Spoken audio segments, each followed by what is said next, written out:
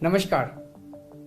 शराब घोटाला, पिछले 2 साल से ये शब्द आपने कई बार सुना होगा। 2 साल से बीजेपी की सारी एजेंसीज कई रेड मार चुकी हैं, कई लोगों को गिरफ्तार कर चुकी हैं, लेकिन अभी तक एक भी पैसे का हेरफेर कहीं नहीं मिला। पूछताछ के बहाने केजरीवाल को बुला लो और उसे गिरफ्तार कर लो ताकि मैं लोकसभा चुनाव में प्रचार न कर पाऊं। आज बीजेपी भ्रष्टाचारियों को नहीं पकड़ रही, बल्कि खुलेआम जहां किसी पार्टी के नेता के खिलाफ ईडीआई सीबीआई के मामले चल रहे थे या उन पे गंभीर आरोप लगे हुए थे, जैसे ही वो नेता बीजेपी में शामिल हुए उनके सारे पुराने मामले बंद कर दिए गए या ठंडे बस्ते में डाल दिए गए। आज अरविंद केजरीवाल ने प्रेस कॉन्फ्रेंस की और कहा कि बीजेपी वाले सिर्फ पीछे पड़े हैं। अगर सच में घोटाला हुआ है तो आखिर इतने रुपए गए कहां? अगर भ्रष्टाचार हुआ है तो क्या सारा पैसा हवा में गायब हो गया? लेकिन सच्चाई यह है कि भ्रष्टाचार हुआ ही नहीं है। नमस्कार। शराब घोटाला, पिछले 2 साल से ये शब्द आपने कई बार सुना होगा। 2 साल से बीजेपी की सारी एजेंसीज कई रेड मार चुकी हैं, कई लोगों को गिरफ्तार कर चुकी हैं, लेकिन अभी तक एक भी पैसे का हेरफेर कहीं नहीं मिला। कहीं से एक भी पैसा नहीं मिला। अगर भ्रष्टाचार वाकई हुआ है तो इतने करोड़ों रुपए गए कहां? क्या सारा पैसा हवा में गायब हो गया? सच्चाई यह है कि किसी तरह का कोई भ्रष्टाचार हुआ ही नहीं। अगर होता तो पैसा भी मिलता।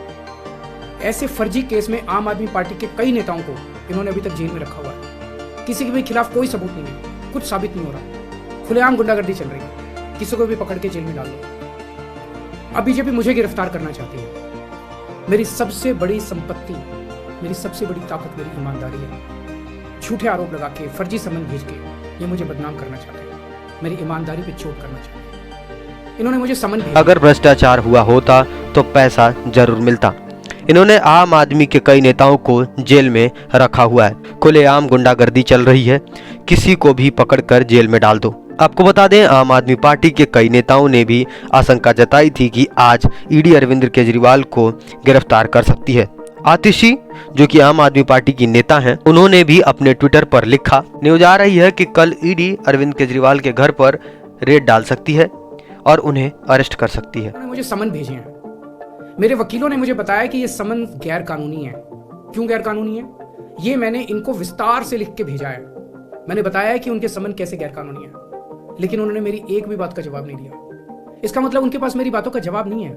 इसका मतलब वे भी मानते हैं कि उनका नोटिस गैर कानूनी है। क्या मुझे एक गैर कानूनी समन का पालन करना चाहिए? अगर कानूनी रूप से सही समन आएगा तो मैं पूरा सहयोग करूंगा। बीजेपी का मकसद जांच करना तो है ही नहीं। इनका मकसद तो लोकसभा चुनाव में मुझे प्रचार करने से रोकना है। ठीक लोकसभा चुनाव के पहले इन्होंने मुझे समन भेजा है। क्यों? वहीं इस वीडियो में अरविंद केजरीवाल ने कहा कि मेरी सबसे बड़ी ताकत मेरी ईमानदारी है। ये लोग झूठे आरोप लगा के, फर्जी सम्मन भेजकर मुझे बदनाम करना चाहते हैं, मेरी ईमानदारी पर चोट करना चाहते हैं। मेरे वकीलों ने बताया कि इनका नोटिस गैर कानूनी है। इस जांच को चलते हुए करीब 2 साल हो गए, लेकिन ठीक लोकसभा चुनाव के पहले सम्मन भेजा गया है। क्यों? इसका मकसद है कि पूछताछ के बहाने अरविंद केजरीवाल को गिरफ्तार कर लिया जाए ताकि ये लोकसभा चुनाव में प्रचार न कर सके।